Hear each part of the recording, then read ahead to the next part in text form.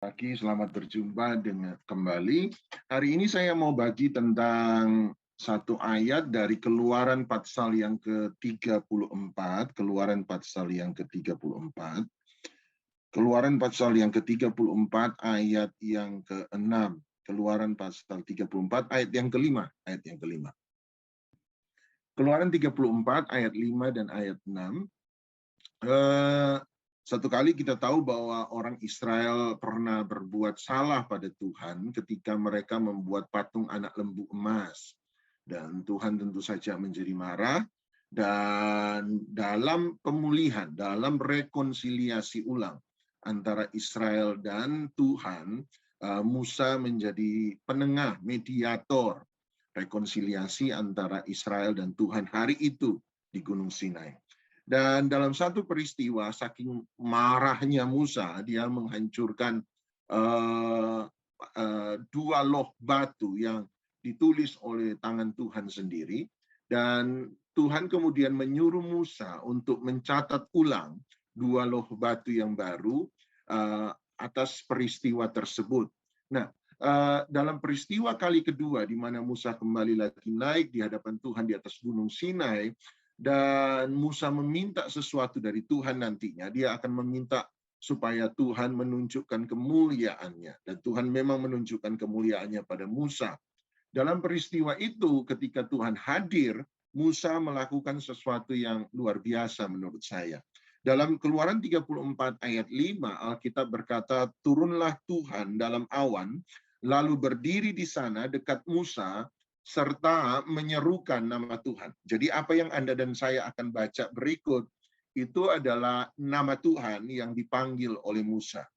Ayat 6, berjalanlah Tuhan lewat dari depannya dan berseru, Tuhan, Tuhan, Allah penyayang dan pengasih, panjang sabar, berlimpah kasihnya dan setianya.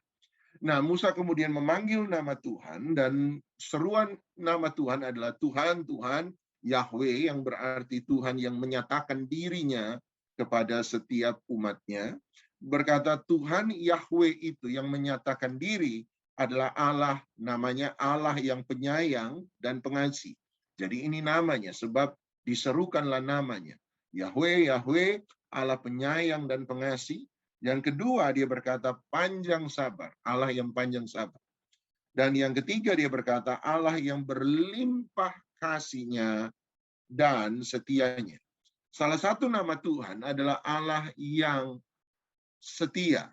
Dan hari ini saya mau berikan kepada Anda tentang 3 alasan mengapa dia disebut sebagai Allah yang setia. Tentu saja ada banyak alasan mengapa dia disebut sebagai Allah yang setia, tetapi ada 3 hal yang saya mau share dengan Anda hari ini mengapa Tuhan disebut sebagai Tuhan yang setia. Sebab itu adalah namanya. Nomor 1, Allah disebut Allah yang setia sebab nomor 1 saya percaya pribadinya memang adalah pribadi yang setia. Nomor 1, mengapa dia disebut sebagai Allah yang setia? Kenapa namanya Allah yang setia?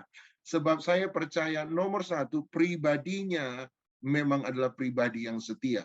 2 Timotius 2, 2 Timotius pasal 2 ayat yang ke-11, 2 Timotius 2 ayat yang ke-11, Paulus menaruh sebuah fondasi yang sangat luar biasa ketika dia berkata, 2 Timotius 2 ayat 11, benarlah perkataan ini, jika kita mati dengan dia, maka kita pun akan hidup dengan dia.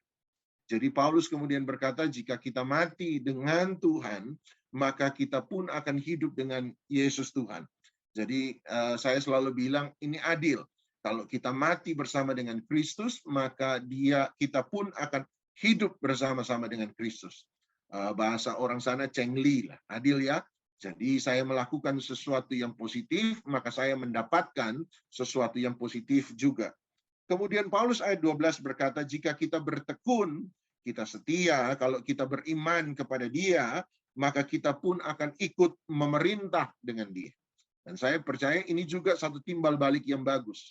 Ayat 12 berkata, jika kita bertekun, kalau kita beriman kepada dia sampai akhir, kita tidak pernah melenceng ke kanan dan ke kiri, maka kita pun akan ikut memerintah dengan dia. Cengli juga, adil juga. Ayat berikutnya kemudian berkata, bagian kedua, jika kita menyangkali dia, maka dia pun akan menyangkali kita. Dan saya percaya ini juga adil, sebab kalau kita melakukan sesuatu yang positif, kita mendapatkan hasil yang positif, maka ketika kita negatif, melakukan sesuatu yang negatif, maka kita pun akan mendapatkan sesuatu yang negatif. Dalam hal ini, jika kita menyangkali dia, maka dia pun akan menyangkali kita. Tapi yang menarik ayat 13 berkata, jika kita tidak setia, tiba-tiba Paulus berkata, Tuhan tetap setia. Nah, ini menjadi satu perlawanan logika daripada ayat sebelumnya. Ayat sebelumnya berkata, jika kita mati dengan dia, kita akan memerintah bersama dengan dia. Kita akan hidup bersama dengan dia. Jika kita bertekun, maka kita pun akan memerintah bersama dengan dia.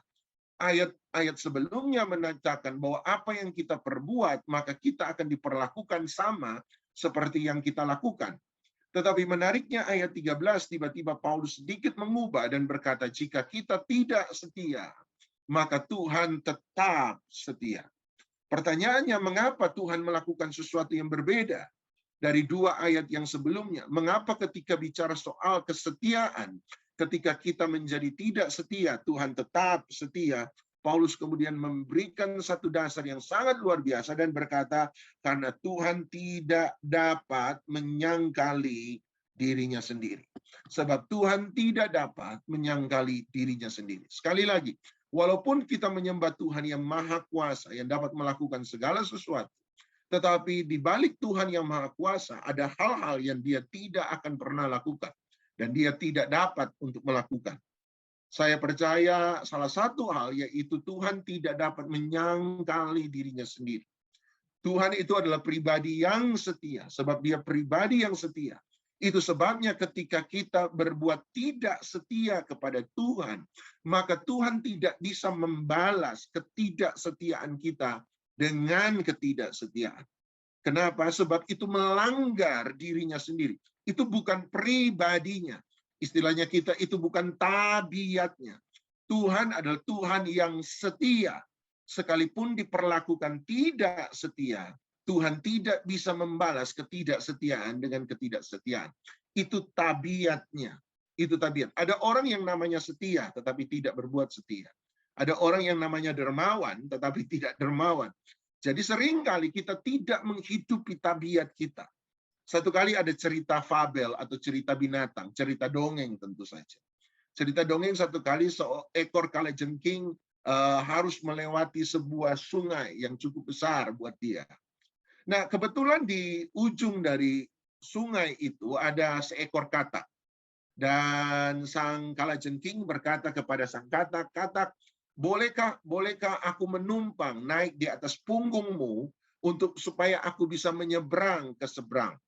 Sang katak kemudian berkata kepada sang kalajengking, "Oh, mohon maaf Tuan Kalajengking. Aku tidak bisa menumpangkan engkau. Saya tidak bisa menaruh engkau di atas punggungku dan membawa engkau ke seberang sungai, sebab kalau saya menaruh engkau di punggungku dan engkau menggigit aku, engkau menusuk aku dengan racunmu, maka aku akan mati. Aku takut kalau aku menumpangkan engkau dari sini ke seberang, maka engkau akan membunuhku di tengah jalan." Sang kalajengking kemudian berkata kepada sang katak, "Oh Tuan katak, aku tidak mungkin menusuk engkau, nggak mungkin aku menusuk engkau, nggak mungkin aku menggigit engkau, nggak mungkin aku memberikan racunku kepadamu, nggak mungkin. Sebab kalau sampai aku melakukan itu dalam perjalanan menuju ke seberang, maka kalau engkau mati, engkau tenggelam, aku juga mati. Jadi aku nggak mungkin membunuh engkau, aku nggak mungkin meracuni engkau. Sebab kalau aku lakukan itu, maka aku juga akan mati." Sang katak kemudian berpikir sejenak dan berpikir ada benarnya juga ya. Dia kan yang butuh, bukan saya yang butuh. Dan kalaupun dia nusuk aku dan aku mati, maka dia juga akan mati. Dia nggak mungkin akan melakukan itu. Akhirnya sang katak menyetujui untuk menyeberangkan sang kalajengking dari sisi satu ke sisi yang lain di sebuah sungai. Dalam perjalanan mereka menuju ke seberang, tiba-tiba di tengah sungai, sang kalajengking menusuk punggung sang katak. Dan sang katak kemudian dalam keadaan terkejut dan berkata, "Kalajengking, kenapa engkau melanggar janjimu? Kenapa engkau menusuk aku? Bukankah engkau baru saja mengatakan bahwa kalau engkau membunuh aku, maka engkau pun akan mati di tengah sungai ini?" Sang kalajengking kemudian berkata kepada sang katak, "Tuanku katak, ketahuilah satu hal, bagaimanapun juga aku adalah seekor kalajengking. Kalajengking akan selalu menusuk. Ketika ada sesuatu yang masuk dalam daerahnya dia, akan menusuk. Itu naturnya, itu sifat alaminya. Sesuatu dari dongeng itu berkata bahwa tabiat itu sukar untuk dirubah dan bahkan mungkin tidak bisa berubah. Bisakah Anda buat singa pemakan daging menjadi vegetarian? Nggak mungkin. Kenapa nggak mungkin? Ya sebab singa itu naturnya, sifat alaminya adalah demikian, memang pemakan daging. Demikian pula dengan Tuhan. Tuhan itu naturnya, sifat alaminya. Istilah teologi atributnya adalah Allah yang setia. Oleh sebab itu dia tidak mungkin melakukan sesuatu di luar dari atributnya, di luar dari tabiatnya, di luar dari karakternya dia, pribadinya dia. Dia setia sebab dia memang setia. Ada orang kemudian bertanya pada saya waktu saya bicara soal karakter, bicara soal tabiat. Dan biasanya salah satu pertanyaan yang banyak ditanyakan oleh orang, "Pak, kalau tabiat Tuhan itu tidak berubah, pribadi Tuhan itu tidak berubah, bagaimana dengan tabiat dan pribadi manusia?" Tadi Bapak bilang bahwa singa nggak mungkin makan rumput, singa nggak mungkin jadi vegetarian. Lawong singa, tabiatnya, sifatnya, naturnya, sifat alaminya adalah pemakan daging. Bagaimana dengan suami saya, Pak? Tabiatnya sudah begini, Pak. Bisakah dia berubah? Saya kemudian mengingat tentang singa yang makan rumput. Dan menariknya dalam Alkitab, ada singa makan rumput, saudara. Dalam Alkitab memang ada singa makan rumput. Coba Anda pergi ke Yesaya pasal 11. Yesaya pasal 11. Dan menariknya adalah Yesaya pasal 11 ayat yang ke-6. Yesaya pasal 11 ayat yang ke-6. Ketika Alkitab berbicara tentang janji kedatangan kerajaan sorga di muka bumi, dan ini yang dikatakan Alkitab, kalau kerajaan sorga itu hadir di muka bumi, maka ini yang akan terjadi. Dalam Yesaya 11 ayat 6, ini menarik sekali. Yesaya 11 ayat 6 berkata begini, "Serigala akan tinggal bersama dengan domba." Anda tahu bahwa serigala selalu mencari domba untuk dimakan. Tetapi tiba-tiba dalam kerajaan sorga yang hadir di muka bumi, istilah kita langit baru, bumi baru. Kalau Anda menemukan kerajaan sorga itu benar-benar ada di muka bumi, sama seperti apa yang didoakan Yesus. Datanglah kerajaanmu, jadilah kehendakmu di bumi seperti di sorga.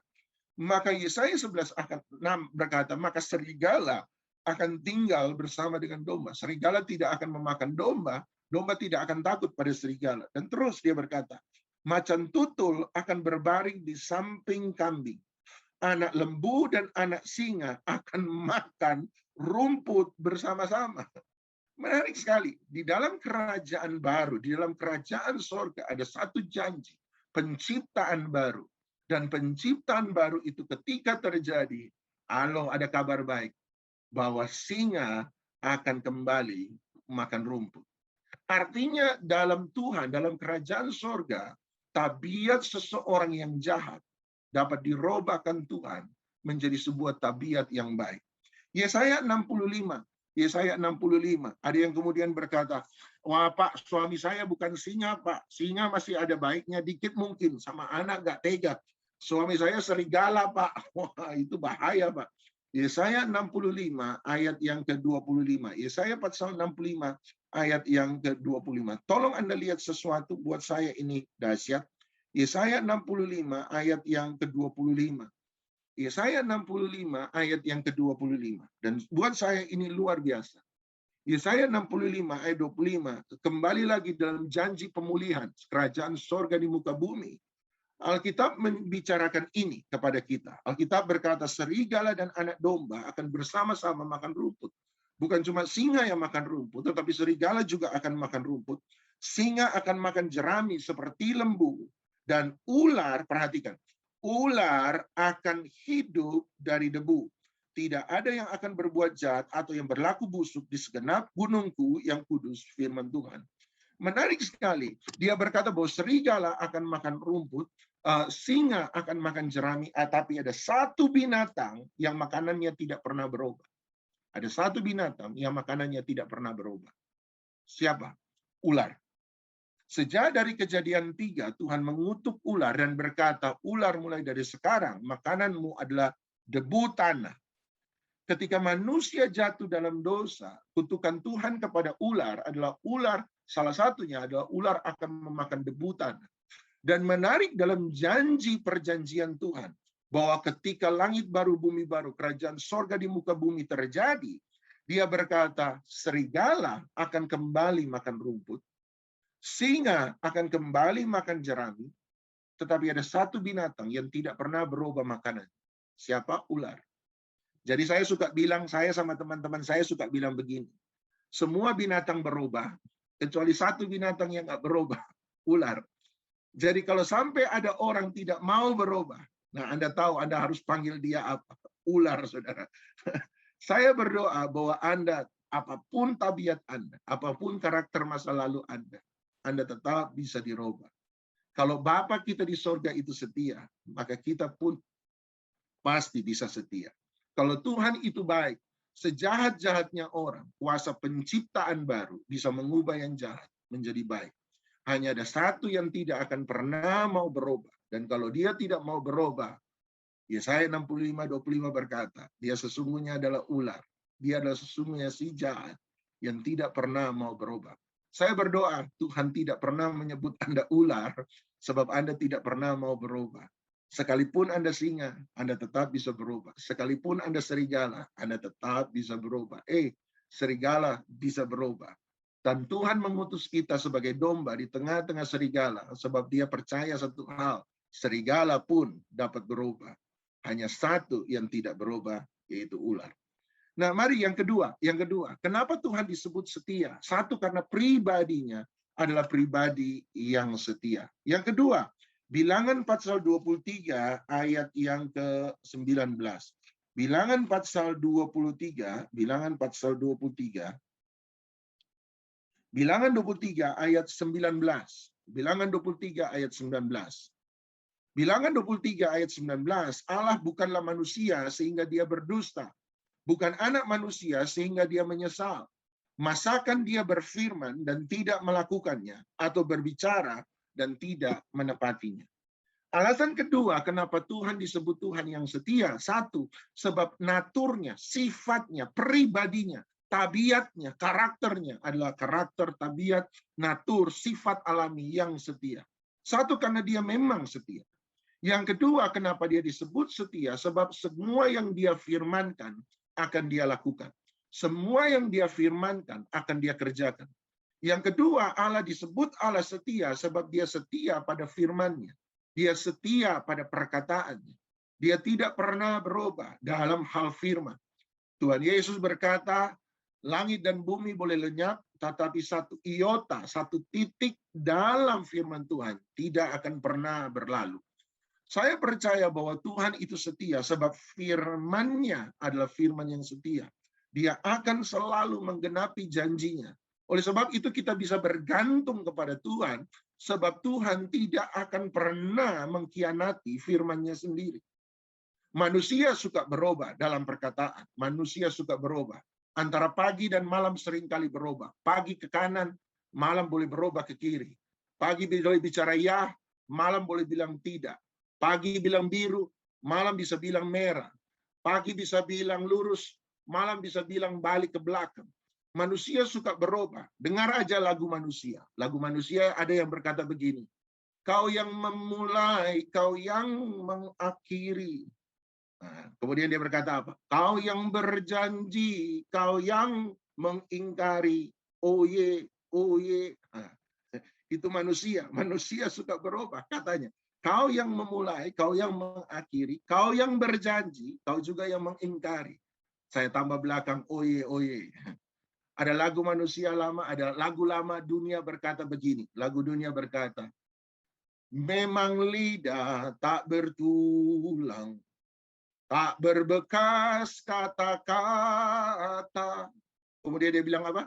1000 gunung, 1000 janjimu, lain di bibir, lain di hati. Kata Ade Manutuk, padahal cuma 1 jengkal, dari sini ke sini cuma 1 jengkal, saudara. Tapi di sini beda, sini udah beda, saudara. Itu manusia. Manusia suka berubah. Tapi coba dengar lagu-lagu Anda dan saya tentang Tuhan. Lagu kita tentang Tuhan berbeda. Lagu kita tentang Tuhan berkata begini. Tetapi Tuhan Yesusku, apa? Tak pernah ingkar janji. Semua yang difirmankannya, apa? Pasti akan digenapi.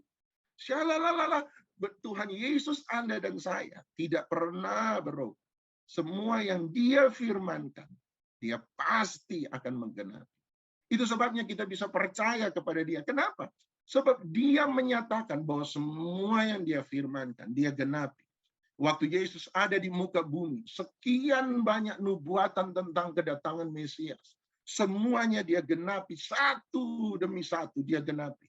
Dan buat kita itu tidak mungkin. Bagaimana sekian ratus bahkan mungkin 1000 nubuatan tentang Mesias bisa digenapi satu demi satu. Dan tidak ada satupun yang tertinggal. Kenapa? Sebab dia menggenapi setiap firman-Nya.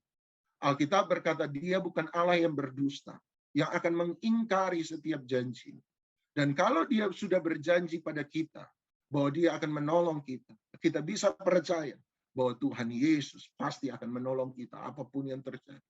Kalau dia memberi rema dalam kita, bahwa dia akan menyembuhkan kita. Kenapa kita meragukan firman-Nya? Keadaan boleh datang dan seakan-akan berlawanan dengan apa yang dia janjikan. Tetapi kalau itu janjinya, itu remanya, dia adalah Allah yang setia. Dia tidak pernah berdusta. Semua firman yang keluar dari mulutnya tidak akan pernah kembali dengan sia-sia. Dia akan melakukan segala sesuatu yang diperintahkannya. Dan saya percaya itulah yang kita bisa pegang dari dia. Sebab janjinya, firman-Nya, tidak pernah dia biarkan sia-sia. Dia akan menggenapi setiap firman-Nya. Yang ketiga dan yang terakhir. Nomor 1, dia setia sebab pribadinya setia. Nomor 2, dia setia sebab firman-Nya setia. Dia tidak pernah berdusta. Yang ketiga, dia setia menurut saya sebab perbuatannya adalah perbuatan yang setia. Perbuatannya menunjukkan kesetiaannya. 1, pribadinya setia. 2, perkataannya setia. 3, perbuatannya. Segala sesuatu yang dia perbuat lahir dari kesetiaannya kepada Anda dan saya. Itu sebabnya Paulus dalam Filipi 2 ketika bicara tentang Yesus yang mengosongkan dirinya, kemudian mengambil rupa, bahkan mengambil rupa bukan hanya sebagai manusia, tetapi menjadi hamba di tengah-tengah manusia. Bahkan kata Alkitab, kata Paulus, dia taat sampai mati, dan bahkan mati di atas kayu salib. Kematian Kristus bahkan adalah gambaran dari kesetiaannya dia. Taatnya sampai akhir. Ketaatan yang lahir dari sebuah kesetiaan. Berarti ketika kita bicara tentang salib Kristus, kita bicara tentang mahkota duri, dan kita bertanya, mengapa engkau menggunakan mahkota duri? Jawabannya adalah, karena dia mengasihi kita dengan kasih setianya yang kekal. Bahasa Ibrania hesed, kasih setianya. Kasih yang tidak akan pernah berubah. Keadaan boleh berubah. Hidup Anda berubah. Perlakuan Anda pada Tuhan berubah. Tapi sama seperti Paulus berkata, Tuhan tidak pernah berubah. Ketika manusia meninggalkan dia memilih salib bagi Anda dan saya. Dan pertanyaannya adalah mengapa dia memilih salib? Jawabannya adalah sebab dia setia. Perbuatannya adalah perbuatan yang setia sampai akhir. Kenapa dia membiarkan paku masuk pada tangannya dan membiarkan paku masuk pada kakinya? Jawabannya adalah sebab dia setia. Dan dia akan setia sampai akhir. Sekalipun manusia tidak lagi mencintai dia, tetapi dia tetap mencintai manusia sebab dia mencintai dengan kasih setianya. Kenapa dia memilih mahkota duri? Jawabannya adalah sebab kasih setianya. Mengapa dia tidak pernah menyerah ketika dia dicambuk? Jawabannya sebab adalah karena kasih setianya. Kenapa Yesus tetap bangkit ketika dia jatuh 3 kali di jalan Via Dolorosa? Jawabannya sebab adalah kasih setianya. Kenapa dia tidak berhenti dan turun dari salib ketika darah mulai menetes? Jawabannya sebab dia kasih setianya. Ketika kita datang pada Tuhan, hal pertama yang dia mau kita tahu bukanlah berapa besar kita mencintai dia, tapi hal pertama yang dia mau kita tahu ketika kita datang pada dia adalah berapa besar dia mencintai kita. Sekali lagi, hal pertama yang Tuhan mau kita tahu ketika kita datang pada dia bukanlah berapa besar kita mencintai dia, tapi hal pertama yang dia mau kita tahu ketika kita datang pada dia adalah berapa besar cintanya kepada kita. Sekali lagi, hal pertama yang dia mau kita tahu ketika kita datang pada Yesus bukanlah berapa besar kita mencintai Yesus, tapi hal pertama yang dia mau kita tahu ketika kita datang pada Yesus adalah berapa besar Yesus mencintai kita. Semua yang dia lakukan karena kasih setianya. Perbuatannya adalah kasih setianya.